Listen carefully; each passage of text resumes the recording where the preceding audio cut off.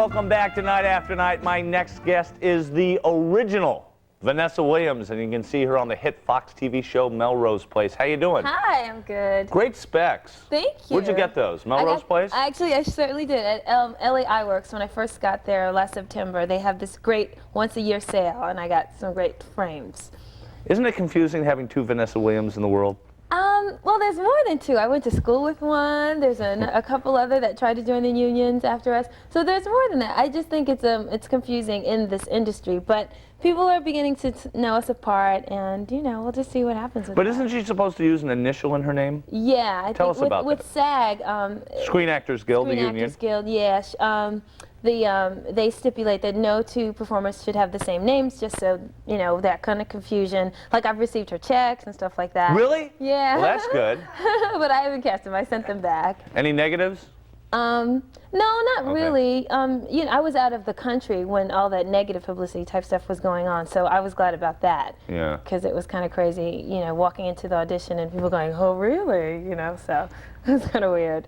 But you know, to her credit, though, I mean, after those photos were published and stuff like that, she has made a major comeback, and I'm really, really proud of her. Yeah, I think I would have hidden. I mean, if, like, say, not that there are, but say if nude photos of you came out and plastered all over there, wouldn't you just like die? It would be, yeah, it would be pretty horrendous, and it's definitely to her credit that she's made this major comeback, so I'm really proud that she's been able to do that. And you are on the hottest show on television right now. So they say. Melrose Place. Do you feel like it's hot, or? Oh, I definitely feel like it's hot. You know, people know us. Fox has done a major job at introducing us to the media. They gave block parties in our honor and stuff. So it's been, you know, overwhelming, but I still feel the same. You know, Which as is? the same basic person. You know, Brooklyn born.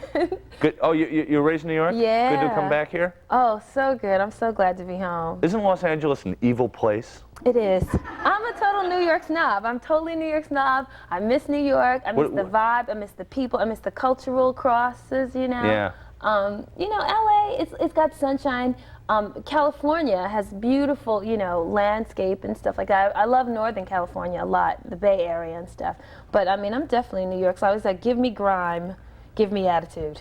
Well, you came to the right show, Vanessa. Now, when you get off the plane, you come back to New York, what's the first thing you do? First thing I do is I hit the Village, pick up a paper, you know, see who's in town. I got to go to the Shelter, which is this serious dance club, no other club in the world like it, where you start to party at 2 a.m. and you go home the next morning at, like, you know, 9, after just like partying all through the night into the morning. In LA, they go to bed at 11 o'clock. That's it, factory The clubs town. close at, like, you know, the latest club, the after hours joints close at like 2:30. So I was like over it.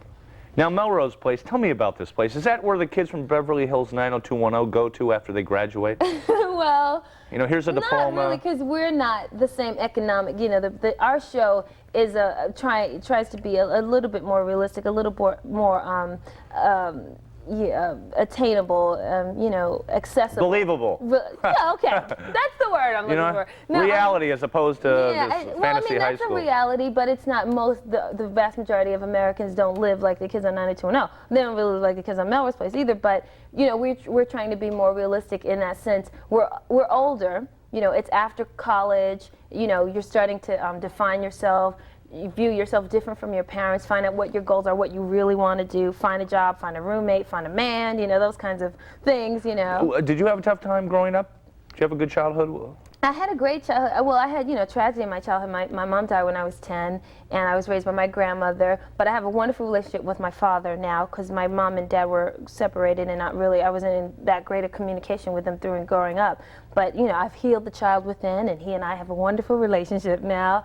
And, you know, my brothers. So basically, I was happy. You know, I wasn't rich, but I never really wanted for anything, you know. My soul was fed, and I was really, you know, got fed a lot of love and affection. So I think I was pretty healthy. And someone, I read you were in opera? Yeah, my younger brother and I have 2 younger brothers and 1 older, Roy. He and I are singers, and we started singing, well, he originally started singing with the New York City Opera Children's Chorus. And then I went to... Was that Little Productions of La Boheme with No, it 15-year-olds? wasn't Little Productions. We did the kids' parts of the major productions. So we sang with Beverly Sills, and Julius Rudel directed us, and we're in the great stages of the Met and State Theater. We're like chilling, you know, we don't know, like it's a great thing, you know, on the road with people and on the road with the chorus. In fact, the first time I went to Los Angeles, I was doing Street Scene, and I played a girl graduate. So I had my own like solo line along with, you know, the rest of the opera chorus. And, you know, they were at the Dorothy Chandler Pavilion, and I, you know, this is like major, and I'm just, you know. And you're what, 15, 16? Like 14, 15, yeah. Boy, that's a dream life. And you got your break. You were like Theo's love interest in Cosby. Yes, I was. She was from Barbados. And she was what? Actually, she was from Barbados. Uh-huh. And did you have to go down there to do research? No, but I should have, because my friend who coached me was Jamaican, and so he gave me a Jamaican impression of a Bajan accent. So when I went to Barbados the next summer, my friends from Barbados was like, well, you was Caribbean, but you wasn't from Barbados, you know, because I didn't have it. Each island has its own dialect and everything. So, you know, I should have studied more, but you know, I only got the part like in a week, and so you don't have time to really like, you know, go down to Barbados and, you know, check it out. Although that would be cool. But the thing is, I was on the Cosby Show twice. I'm talking really fast. That's okay. That's okay. You know what? Because I'm getting a nice rest now. I'm just relaxing and I'm enjoying it all. I'm visualizing. Okay. So I went to I was on the Cosby Show twice, is what I was saying. That must so have been fun. That must have been fun right there. It was amazing. Well, I was on 4 times, but I played 2 different characters. I mean, but your friends must have been jealous.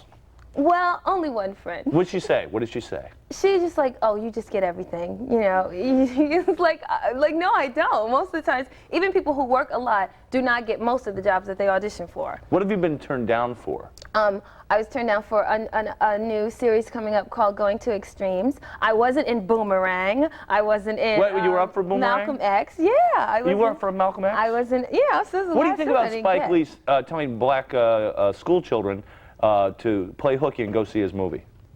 Have you heard about that? I didn't know, no. Yeah, the other day, I just curious. He just said all black school kids should not go to school. Well, I don't want to comment because I didn't read it and I didn't hear it, so I don't want to, it's out of context, so I don't really want to know, because that doesn't sound, you know, that doesn't sound like a cool thing to do. I mean, it was kind of weird. First, okay, if you haven't read about it, I won't push on it. Okay, thank you. You're welcome. But your gut reaction is it's not cool. Yeah, no, I mean, to cut school, no, it's about education first. I mean, because that's how you, you know, become in charge of yourself and so Malcolm X stood for, really. And change things, definitely. I mean, he got his education in prison, and, you know, we don't want to go that route. We don't want our children to go that route. Tough classes in prison. You know, majorly, and you don't always graduate. When you see the movie, the part that you were up for, will it be hard to watch because of that, or can you let that go? It depends. Like, if the movie, there's a number of movies that I tried out for, and like, if the movie is not that great, then I go like, oh, I didn't miss anything. But like Boomerang, I enjoyed a lot, and I enjoyed the performances, and I was like, okay, well, okay, they got that one. You know, they got through it without me. But I mean, I've got so many blessings going for me right now, and so I believe that things happen as they should, and so, you know, there's another project that's waiting for me to happen. Yeah, you're doing real well. Vanessa, thanks for coming by. Thank you. Thanks for having me. Vanessa Williams, Melrose Place on Fox Television, and we'll be right back. We're gonna have a little phone sex with somebody else. So stick around, maybe later, hang out in the studio. It's very funny. Okay. Be right back after this.